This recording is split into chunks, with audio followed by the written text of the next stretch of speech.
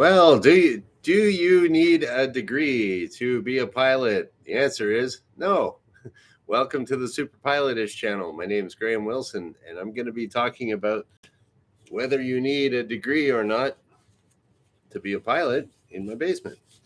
Yeah, so just gonna get this ready for the second part of my presentation here today. And this is a question that comes up a lot, usually with younger people. And hey, Dan and DH1 pilot, welcome to the show. And this happens a lot where I used to teach people how to fly. That parents would come in with their kids, different ages, and they would say, "How does my kid become a pilot? And what university do they have to go to?" And hi, Shecky, I see you coming in here. And they never want to take my advice, and I say you don't need a degree, especially now. There's some instances where you would need a degree, but I'll get to that later. Generally, now there's just so many job openings for every single sector of the economy, including pilots, that it's not as competitive as it used to be. And the way it used to be is like, okay, well, we got 1 million pilots applying for this job. Okay, let's just say you need a degree. Okay, that weeds out 80% of them or something like that. But hey, Jordan, welcome to the show. So I'm going to go over, in aviation, there's all these different types of jobs that maybe people haven't thought about. And it's not just, here's the guy flying the Airbus with the rolly bag and the cool looking cap and the white shirt with the bars on the shoulders. That's not the only job that you can get in aviation. Like for me, I made this little chart here. Okay, and we're just going to go over what type of flying and do you need a degree for that? So I was a flight instructor. That's all I ever really did. And I guess you could consider me a bit of a charter pilot down there too. But there's no requirement to teach people how to fly for a degree. You got to pass all the regular government tests and exams and everything. But do you need a degree? Yes or no? Flight instructor, that is a no. Okay, then this other one. In Canada, anyways, I'm in Windsor, Ontario, Canada. In Canada, I guess in the States too, if you were working up in the bush, you'd be working up in Alaska or something. But here, there are bush pilots around. And those are people that take off either on float planes or they're way up in the Arctic, and you're out in the bush. So you're usually in remote locations, lots of black flies, lots of mosquitoes. And do you need a degree to dodge mosquitoes and black flies? No, but you got to have some really good hands and feet. Okay, there's another way that you can have a job as a pilot, and that is if you're working for, we'll say, a charter company or corporate, like a corporate jet kind of thing. There's other different companies will have the company airplane. They're not necessarily a jet, but they might have propellers on them. But still, there's still a significant amount of jobs out there, and actually, because of all the pandemic shutdowns of all the aviation industry, pretty much, that the corporate industry, the amount of jobs, and like all these super rich guys, they're like, I don't want to wear a mask. I'm just going to buy myself a jet. And they did. So they're like, okay. So there's a whole pile of job openings out there for corporate pilots. And from the people I know, I know a few guys that worked at airlines. They got laid off, and then the rich guy in town bought himself a new Pilatus or something, and then it's like, hey, you're unemployed. And you used to fly a Dash 8. It's like, you want to fly my plane? Yeah, sure.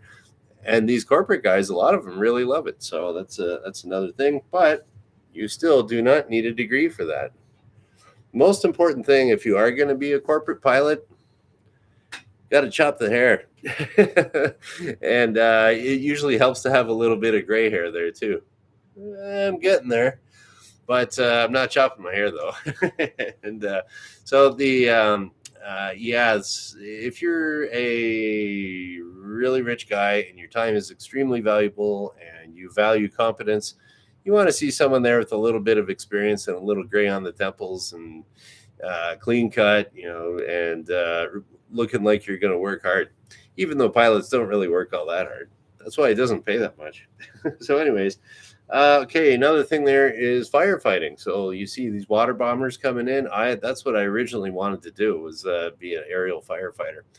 And but then I actually talked to a guy that did that, and he's like, "Yeah."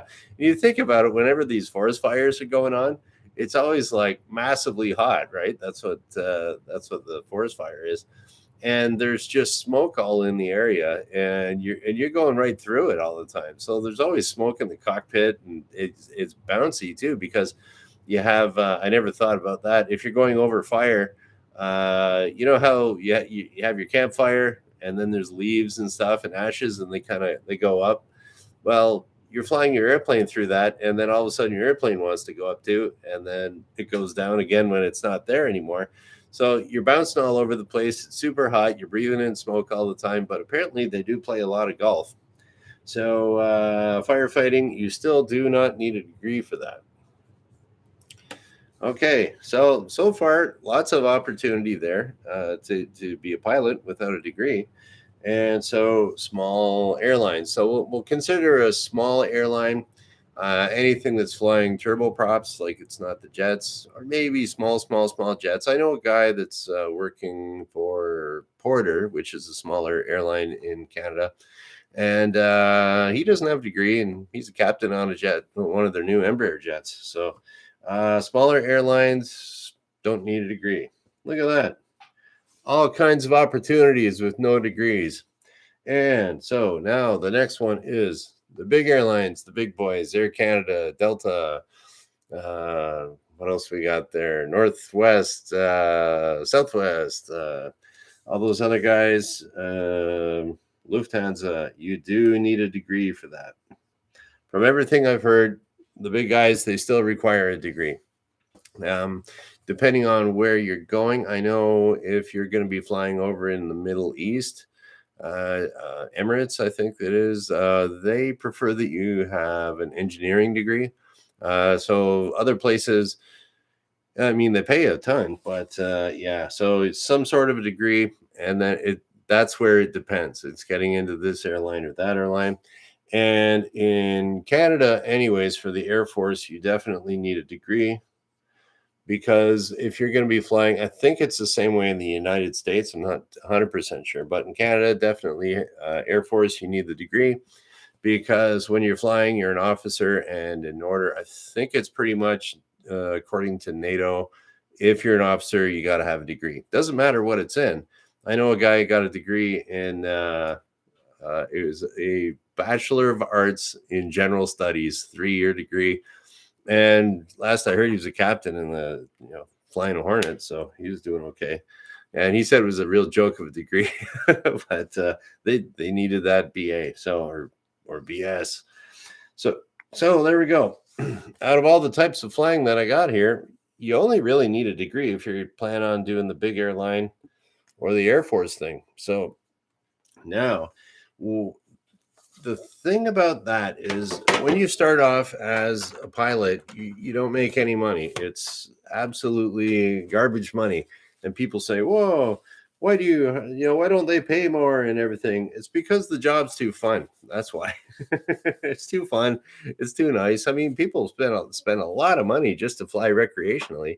So that's why it doesn't pay. There's always enough people there that people will fly. Like I've had people coming to me when I was in the position of hiring, and they said, "Oh, I'll work for you for free." I'm like, "You're not working for me for free, man." It's like I got to try to keep these wages up here somehow. I'm not just going to have a bunch of scabs coming in. And so, anyways, so if you are going to get a degree, I got a few little tips here that when you're learning how to fly, it's very expensive. So here's a few tips on maybe somebody new thinking about becoming a pilot. We'll say new pilot tips. I don't know, tips, Pilot. How do you spell pilot? Pyl. That's another thing too, is that usually pilots are terrible spellers. Okay, so just how do you become this guy that's or this girl that's working in the industry? So one way that I've seen it happen. Okay. So handy having two whiteboards, I tell you. I am privileged. I got whiteboard privilege. So, okay, here we go. Now, this is always handy. If you have rich parents, that is one of the handiest things that you can have if you're a young kid, because it costs an incredible amount of money to learn how to fly. And if you want to get a degree on top of that, you're paying even more. You're way up over $100,000 there, which I think is a little unnecessary. But rich parents never listen to the guy that's in the industry. They just go off and spend way more money than they need to, but yeah, they can afford it. Okay, another thing too. So for us normal people, uh, or if you got rich parents, you're just born lucky. That happens. Okay, ideally, what you want to have is no debt. You don't want to be going into when you get out of your flight training and everything. You don't want to have a student loan there. You don't want to have a car payment there because you're making nothing. I mean, it's in Canada, you'd make a lot more money if you're working at the donut shop or McDonald's or, definitely.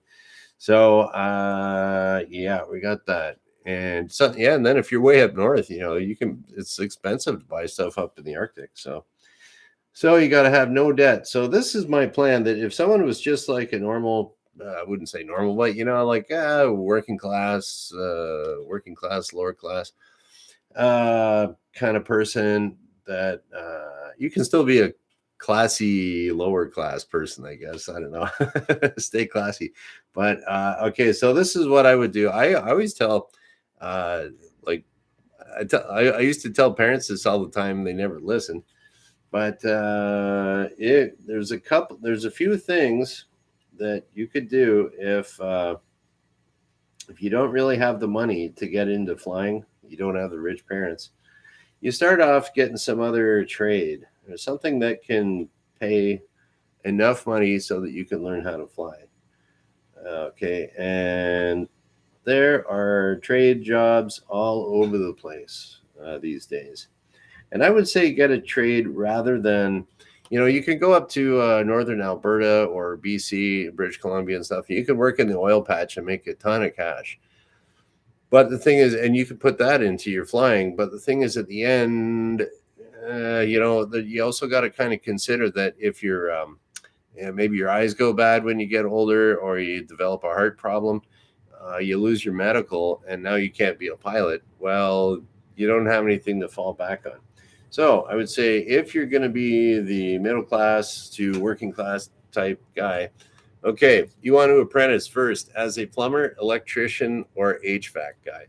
Okay, now this is my thinking on that is because if you lose your eyes, you get a bad astigmatism or something in your eyes. Oh well, I'll go back to being a plumber and throw the tools in the back of my truck and away I go, charging people $100 an hour to unclog the toilet. That's fine. Electrician, that's a great trade to get into now. Just think about all these electric cars and charging stations that are going in and stuff. And eventually everybody's roof is going to have solar panels on it. And everyone's going to need someone to hook that up to the box in there. I'm just pointing out my electrical box over there. But yeah, you need an electrician to hook up the box. And there's no one apprenticing right now. So or you just become an electrician, get into all that solar stuff, hooking up things and putting in outlets in the garage so people can charge their cars. You do that, make a fortune, hire a bunch of people, just buy yourself a cool plane and fly around for fun. Or HVAC, heating, heating, ventilation, and air conditioning, HVAC. Yeah, so there you go. That's another thing you can always fall back on. Everybody has an air conditioner everyone in Canada has a furnace that's going to break at some point, and most of them have an air conditioner that's going to break at some point. and you're the guy to fix it, or the girl. So another thing too, if you ever want to work up in the Arctic, now let's just say the lucky guy with the rich parents, he or she did all their training, and they're applying for a job up in the Arctic. Okay, so you know, Yellowknife or up outside of Yellowknife somewhere. So there's no real heating and coolings or up there. There's no plumbers. They got to fly them in. There's no electricians. They got to fly them in. And there's no guys to fix the furnace in the wintertime when it's minus 40, minus 50, and they got to fly those guys in. Super expensive.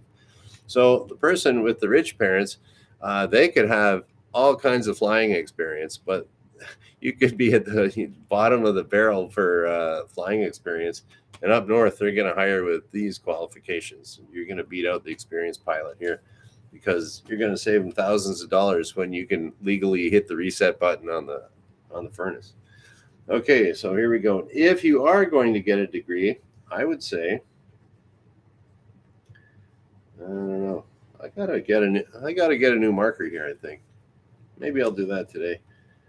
Well, we'll see. Okay, if you're gonna get a degree,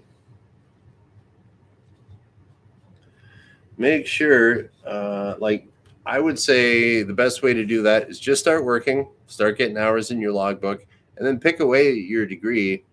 Take one course per semester or something like that. If you're in the States, I know you got to make sure that it's at an accredited university.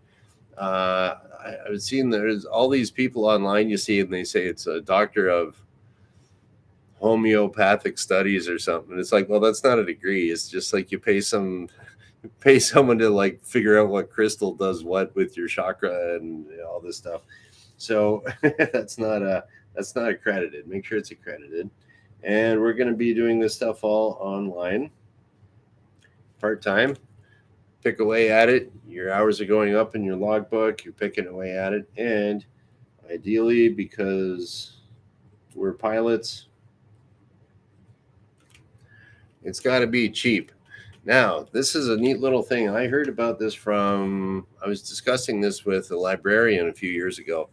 And this librarian is a very knowledgeable guy. And he was saying that, I said, yeah, it'd be good just to pick away at a BA online. He said, oh, have you ever heard about the University of South Africa? And I'm like, well, no.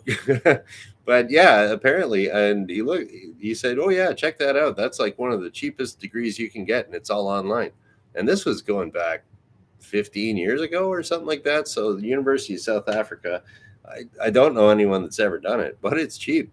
You can check it out, compare it with anything in North America. It's fully accredited, and it's all online. And now the cool thing about this is, if you're getting your just some crappy BA just because you have to,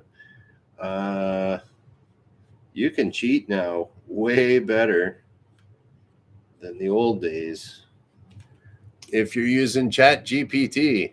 There we go.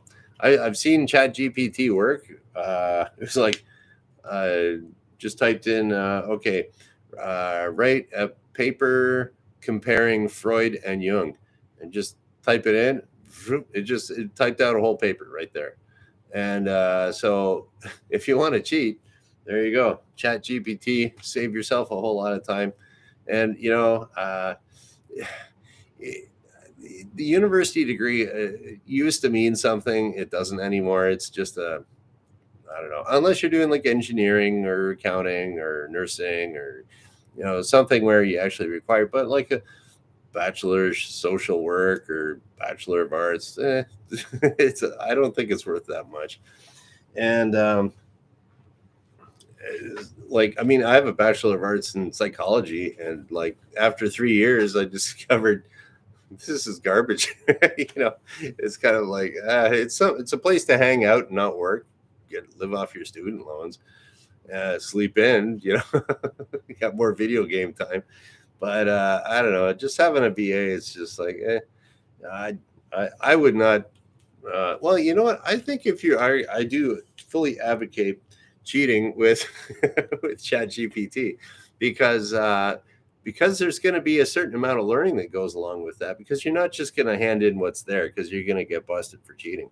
So in a way, I kind of think of it more as a study aid. So chat gpt is going to write your paper, and you're going to have to go through and pick it out that, okay, that word is really way too big, I would never use that. And then you put in a spelling error here, because nobody can remember spell check these days.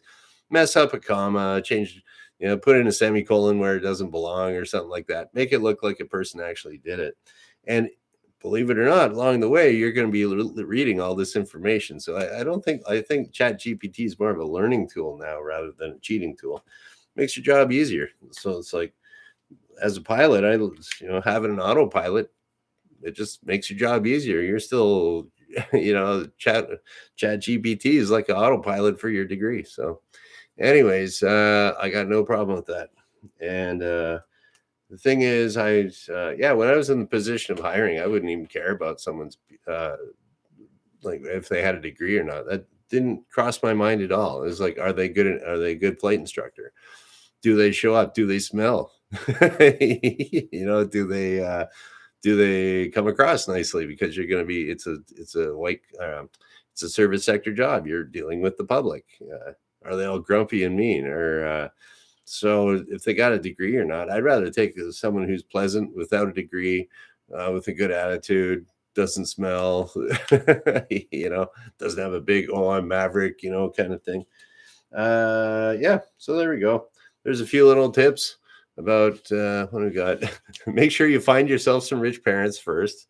It doesn't happen with everybody. And if you are going to be learning to be a pilot, make sure try to keep yourself no debt by getting a required skill that you can use as a backup.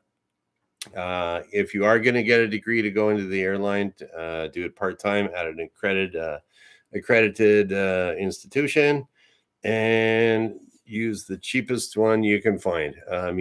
Anything that I learned in my BA in psychology, I could do a Google search and find the same thing. So it's not the same as it used to be. Like in, I don't know, 50 years ago, they're giving you information. There was no internet.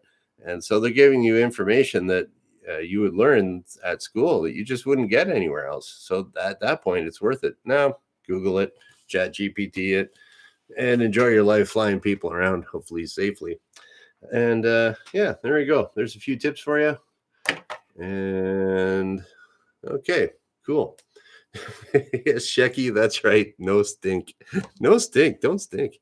Yeah, I bet you they don't even teach that in university. Hey, don't stink at your interview. I guarantee you they don't teach that at university. You can only learn that here on the Super Pilotish channel. Okay, so here we go. We'll see if there's any little questions in here. Okay, what else we got here? Okay, I'm going right to the beginning. Hopefully one of these days there'll be so many comments here I can't do that. But okay, what do we got here? Yeah, Jordan, you are welcome. You are normal. What else we got here? Okay, and so DH Pilot 1 has a great suggestion here. Pay for your lessons with cash or debit. That way there's no worries about trying to pay for it later. Yeah, I've seen so many people learn to learn how to fly, and they run out of money halfway through. They think, oh, I can afford that. But then, their car broke down and they got to buy a new one. Or, they got to throw $2,000 into the car, or they got to, it's just, life gets in the way of flying all the time. And part of life is money.